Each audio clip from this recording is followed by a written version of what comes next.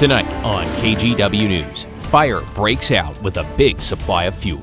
All companies from command recognize that we have a tremendous fuel load. The obstacles crews battled to douse the flames that sent a plume of smoke over the city.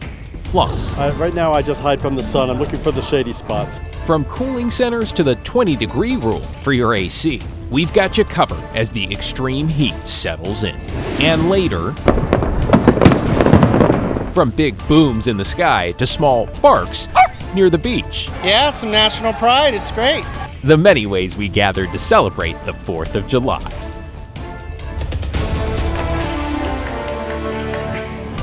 A very happy 4th. Thanks for joining us at 11. I'm David Molko. We begin on this holiday headed into what appears to be a long stretch of triple-digit heat. Here's a live look over downtown Portland. And if you think today didn't feel too bad, well, it was just the start, with temperatures set to rise throughout the weekend and extreme heat expected to linger.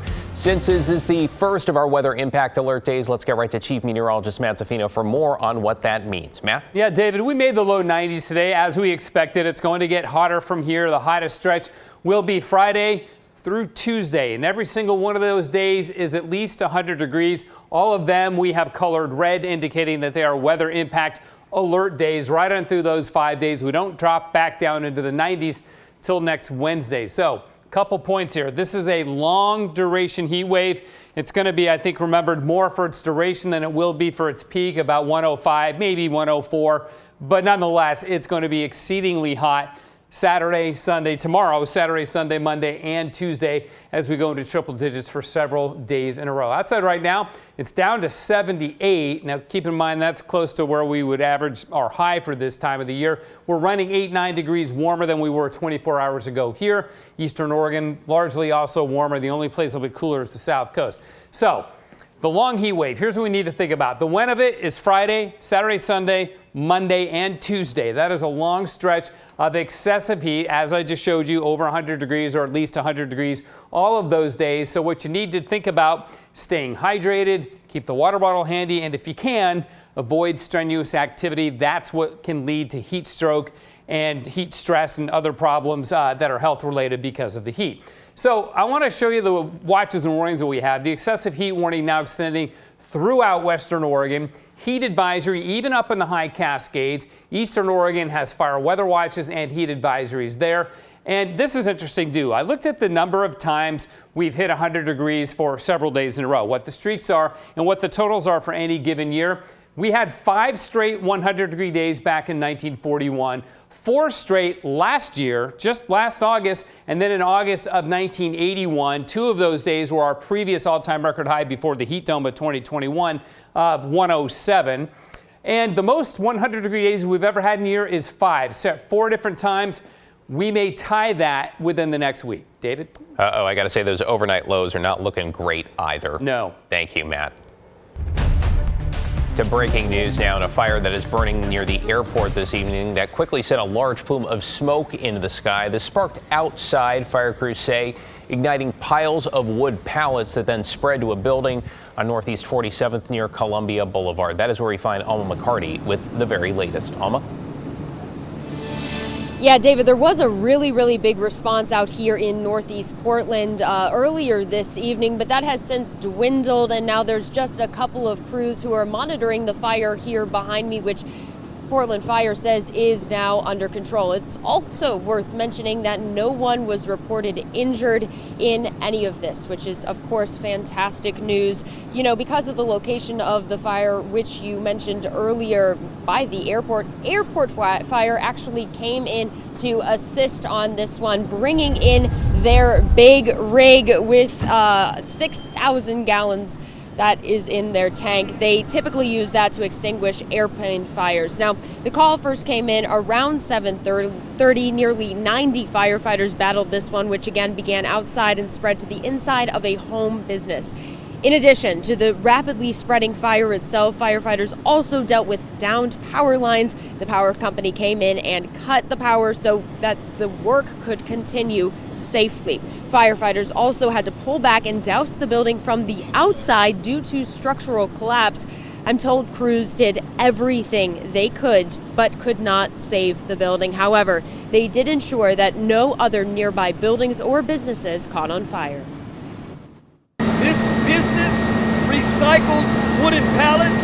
There's an incredible amount of fuel on site, so we're going to be here for quite a while. Of course, I'm grateful that my building didn't burn down, but I'm sad for my neighbors.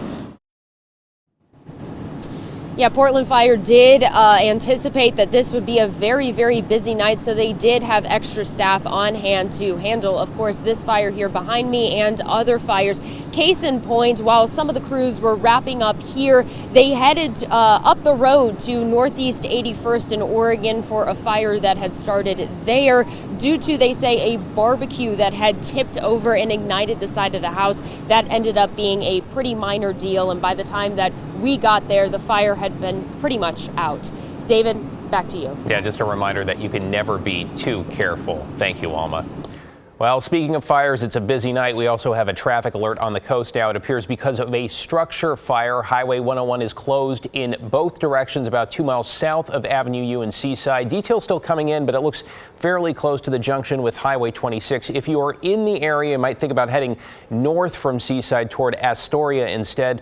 Police tell us fire crews are at the scene. No word on the cause. We'll bring you updates as we get them. Well, meanwhile, fire officials in Lake Oswego shared this video that shows what can happen when you don't properly dispose of fireworks. This dumpster caught fire late last night at the Westlake Shopping Center. They estimate the damage left behind by all the flame, smoke, and water to be around $30,000. While all fireworks are banned in both Portland and Vancouver city limits, limited kinds of fireworks are permitted in surrounding areas. Check the rules. Fire crews say used firework debris should be soaked in water before being thrown away.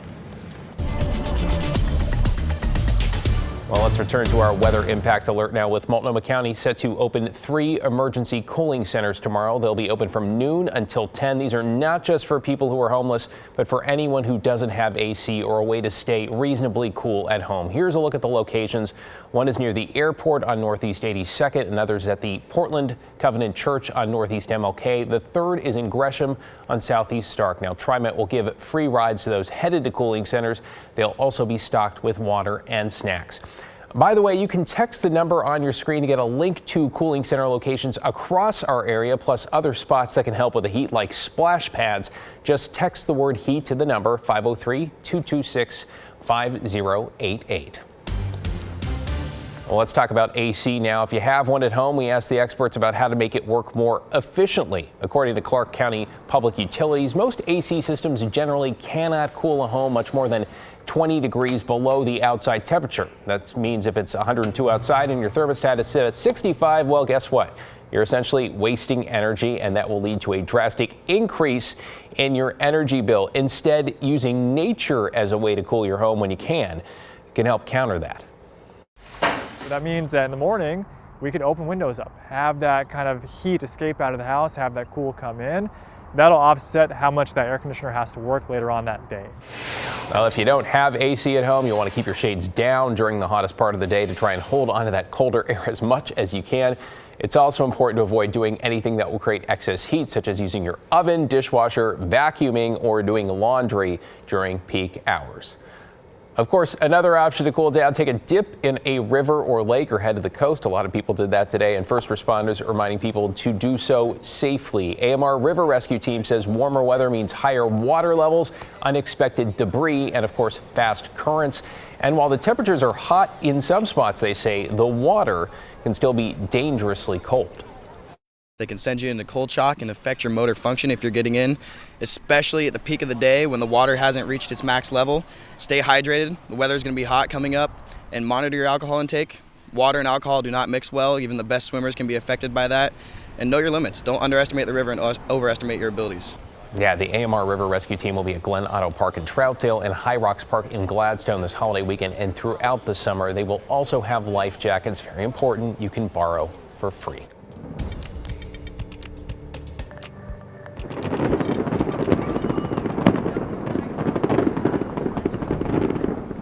That's majestic. Check out the view over the Willamette this evening in the Rose City, where the Waterfront Blues Fest fireworks show just wrapped up. Organizers say it is Oregon's largest 4th of July fireworks spectacular, and just one, of course, of several across our area.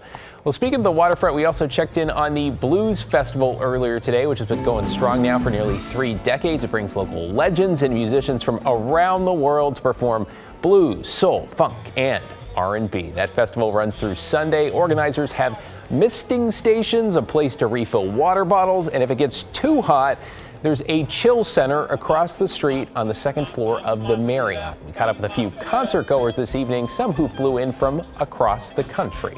This is like right up my alley. I totally love it. Back home, it's around the same temperature in Connecticut. The public tap, I have never seen that anywhere on the East Coast. That's totally amazing that you guys have that. It's unbelievable. Stay hydrated and stay in the shade as much as you can. I am just thankful for all the sprinklers. Oh yes. And don't forget sunscreen, guys. But when you come to a festival like this and there's 6 stages, or 3 stages, you could check out a band here, go see a band there, and you find new people that you didn't know about. Love that. I have a feeling a lot of people are going to be meeting under the misters as well. Remember to bring sunscreen, hat, and shades. Good advice. Details on tickets at waterfrontbluesfest.com.